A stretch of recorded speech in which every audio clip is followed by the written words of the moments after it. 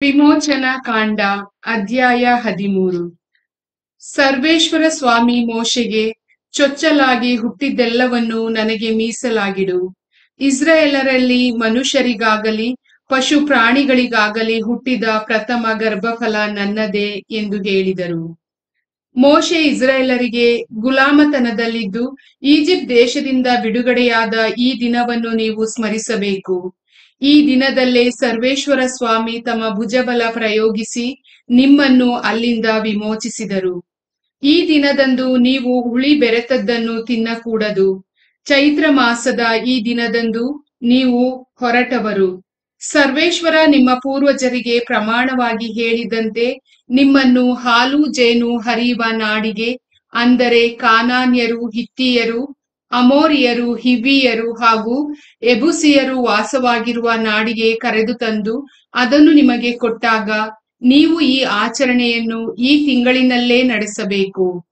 7 ದಿವಸ ನೀವು ಹುಳಿಯಿಲ್ಲದ ರೊಟ್ಟಿಗಳನ್ನು ತಿನ್ನಬೇಕು. 7ನೆಯ ದಿನದಲ್ಲಿ ಸರ್ವೇಶ್ವರನ ಗೌರವಾರ್ಥ ಹಬ್ಬ ಮಾಡಬೇಕು. ಆ 7 ದಿವಸವೂ ಹುಳಿಯಿಲ್ಲದ ರೊಟ್ಟಿಗಳನ್ನೇ ತಿನ್ನಬೇಕು. ಮಾತ್ರವಲ್ಲ, ನಿಮ್ಮ ಬಳಿಯಲ್ಲಿ ಅಥವಾ ನಿಮ್ಮ ನಾಡಿನಲ್ಲಿ ಹುಳಿಯಾಗಲಿ ಹುಳಿ ಹಿಟ್ಟಾಗಲಿ ಇರಕೂಡದು. ಆ ದಿನ ನೀವು ನಿಮ್ಮ ಮಕ್ಕಳಿಗೆ, ನಮ್ಮ ಜನರು ಈಜಿಪ್ಟಿನಿಂದ ಹೊರಟು ಬಂದಾಗ ಸರ್ವೇಶ್ವರ ನಮಗೋಸ್ಕರ ಮಾಡಿದ ಉಪಕಾರವನ್ನು ಸ್ಮರಿಸುವುದಕ್ಕಾಗಿ ಈ ಆಚರಣೆಯನ್ನು ನಡೆಸುತ್ತಿದ್ದೇವೆ ಎಂದು ತಿಳಿಸಬೇಕು. ಸರ್ವೇಶ್ವರ ತಮ್ಮ ಭುಜಬಲವನ್ನು ಪ್ರದರ್ಶಿಸಿ ನಮ್ಮನ್ನು ಈಜಿಪ್ಟಿನಿಂದ ಬಿಡುಗಡೆ ಮಾಡಿದ್ದರಿಂದ ಅವರ ನಿಯಮ ನಮ್ಮ ಬಾಯಿಗೆ ಬರುತ್ತಿರಬೇಕು. ಇದಕ್ಕೆ ಈ ಆಚರಣೆಯು ನಮ್ಮ ಕೈಗೆ ಕಟ್ಟಿದ ಕಂಕಣದಂತೆ, ಹಣೆಗೆ ಕಟ್ಟಿದ ಜ್ಞಾಪಕ ಪಟ್ಟಿಯಂತೆ ಇರುತ್ತದೆ. ವರ್ಷವೂ ನಿಯಮಿತ ಕಾಲದಲ್ಲಿ ಈ ಆಚರಣೆಯನ್ನು ನಡೆಸಬೇಕು.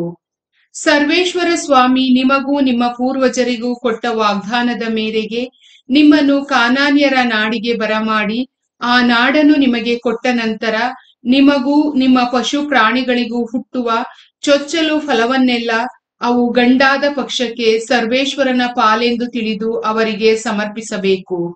ಆದರೆ ಕತ್ತೆಯ ಚೊಚ್ಚಲು ಮರಿಗೆ ಬದಲಾಗಿ ಕುರಿಮರಿಯನ್ನು ಕೊಟ್ಟು ಆ ಕತ್ತೆ ಮರಿಯನ್ನು ಬಿಡಿಸಿಕೊಳ್ಳಬೇಕು. ಹಾಗೆ ಬಿಡಿಸಲಾಗದೇ ಹೋದರೆ ಅದರ ಕುತ್ತಿಗೆ ಮುರಿದು ಕೊಲ್ಲಬೇಕು. ಮನುಷ್ಯರ ಚೊಚ್ಚಲು ಗಂಡನ್ನಾದರೂ ಬದಲು ಕೊಟ್ಟು ಬಿಡಿಸಿಕೊಳ್ಳಲೇಬೇಕು.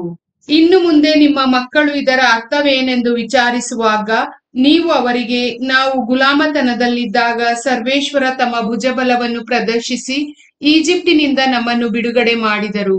ಫರೋಹನು ಹಠ ಹಿಡಿದು ನಮ್ಮನ್ನು ಹೋಗಗೊಡದೆ ಇದ್ದಾಗ ಸರ್ವೇಶ್ವರ ಈಜಿಪ್ಟಿನಲ್ಲಿದ್ದ ಚೊಚ್ಚಲು ಮಕ್ಕಳನ್ನು ಹಾಗೂ ಪಶು ಪ್ರಾಣಿಗಳ ಚೊಚ್ಚಲು ಮರಿಗಳನ್ನು, ಅಂತೂ ಆ ದೇಶದಲ್ಲಿ ಚೊಚ್ಚಲಾಗಿದ್ದೆಲ್ಲವನ್ನು ಸಂಹಾರ ಮಾಡಿದರು.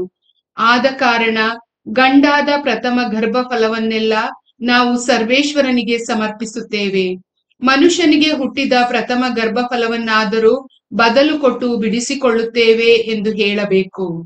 ಸರ್ವೇಶ್ವರ ತಮ್ಮ ಭುಜಬಲವನ್ನು ಪ್ರದರ್ಶಿಸಿ ನಮ್ಮನ್ನು ಈಜಿಪ್ಟಿನಿಂದ ಬಿಡುಗಡೆ ಮಾಡಿದರು. ಈ ಸಂದೇಶವನ್ನು ನೀವು ನೆನಪಿನಲ್ಲಿಡಬೇಕು. ಇದಕ್ಕೆ ಈ ಪದ್ಧತಿ ನಿಮ್ಮ ಕೈಗೆ ಕಟ್ಟಿದ ಕಂಕಣದಂತಿರುತ್ತದೆ, ಹಣೆಗೆ ಕಟ್ಟಿದ ಜ್ಞಾಪಕ ಪಟ್ಟಿಯಂತಿರುತ್ತದೆ. ಫರೋಹನು ಇಸ್ರಾಯೇಲರಿಗೆ ಹೋಗಲು ಅಪ್ಪಣೆ ಕೊಟ್ಟಾಗ ದೇವರು ಅವರನ್ನು ಹತ್ತಿರವಾಗಿದ್ದ ಫಿಲಿಸ್ಟಿಯರ ಪ್ರಾಂತ್ಯದ ಮಾರ್ಗವಾಗಿ ಕರೆದು ತರಲಿಲ್ಲ. ಬದಲಿಗೆ ಕೆಂಪು ಸಮುದ್ರದ ಬಳಿ ಇರುವ ಮರಳುಗಾಡಿನ ಬಳಸು ದಾರಿಯಲ್ಲೇ ನಡೆಸಿಕೊಂಡು ಬಂದರು. ಏಕೆಂದರೆ ಯುದ್ಧ ತೊಡಗಿದರೆ ಇವರು ಎದೆಗೊಟ್ಟು ಈಜಿಪ್ಟಿಗೆ ಹಿಂತಿರುಗಿಯಾರು ಎಂದುಕೊಂಡರು ದೇವರು. ಇಸ್ರಾಯೇಲರು ಯುದ್ಧ ಸನ್ನದ್ಧರಾಗಿಯೇ ಈಜಿಪ್ಟಿನಿಂದ ಹೊರಟರು. ಇದಲ್ಲದೆ ಜೋಸೆಫನು ಇಸ್ರಾಯೇಲರಿಗೆ, ಖಂಡಿತವಾಗಿ ದೇವರು ನಿಮ್ಮ ನೆರವಿಗೆ ಬರುವರು, ತಮ್ಮ ವಾಗ್ದಾನವನ್ನು ಈಡೇರಿಸುವರು. ನೀವು ಹೋಗುವಾಗ ನನ್ನ ಶವವನ್ನು ನಿಮ್ಮ ಸಂಗಡ ತೆಗೆದುಕೊಂಡು ಹೋಗಬೇಕು ಎಂದು ಹೇಳಿ ಅವರಿಂದ ದೃಢ ಪ್ರಮಾಣ ಮಾಡಿಸಿದ್ದನು. ಆದುದರಿಂದಲೇ ಮೋಶೆ ಅವನ ಶವವನ್ನು ತನ್ನ ಸಂಗಡ ತೆಗೆದುಕೊಂಡು ಹೋದನು. ಇಸ್ರಾಯೇಲರು ಸುಕ್ಕೋತಿನಿಂದ ಪ್ರಯಾಣ ಮಾಡಿ ಮರಳುಗಾಡಿನ ಅಂಚಿನಲ್ಲಿರುವ ಎತಾಮಿನಲ್ಲಿ ಇಳಿದುಕೊಂಡರು. ಸರ್ವೇಶ್ವರ ಸ್ವಾಮಿ ಅವರಿಗೆ ಹಗಲು ಹೊತ್ತಿನಲ್ಲಿ ದಾರಿ ತೋರಲು ಮೇಘಸ್ತಂಭ ರೂಪದಲ್ಲೂ ರಾತ್ರಿ ವೇಳೆಯಲ್ಲಿ ಬೆಳಕನ್ನಿಯ ಅಗ್ನಿಸ್ತಂಭ ರೂಪದಲ್ಲೂ ಅವರ ಮುಂದೆ ಸಾಗಿದರು. ಹೀಗೆ ಅವರು ಹಗಲಿರುಳು ಪ್ರಯಾಣ ಮಾಡಿದರು. ಹಗಲಿನಲ್ಲಿ ಮೇಘಸ್ತಂಭ, ರಾತ್ರಿಯಲ್ಲಿ ಅಗ್ನಿಸ್ತಂಭ ತಪ್ಪದೆ ಕಾಣಿಸುತ್ತಿದ್ದವು. ಪ್ರಭುವಿನ ವಾಕ್ಯ.